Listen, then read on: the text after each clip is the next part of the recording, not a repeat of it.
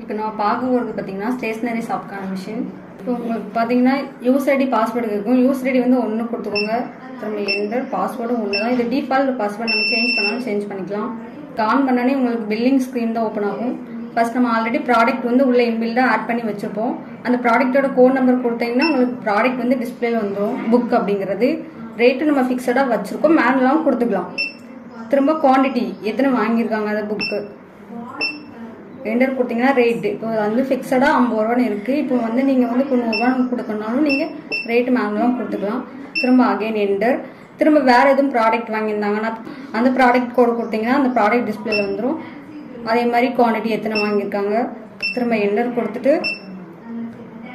Print கொடுத்தீங்கன்னா உங்களுக்கு print ஆகி வந்துடும். இது நீங்கள் இது வந்து உங்களுக்கு இன்பில்ட் பேட்டரி பேக்கப் தான்.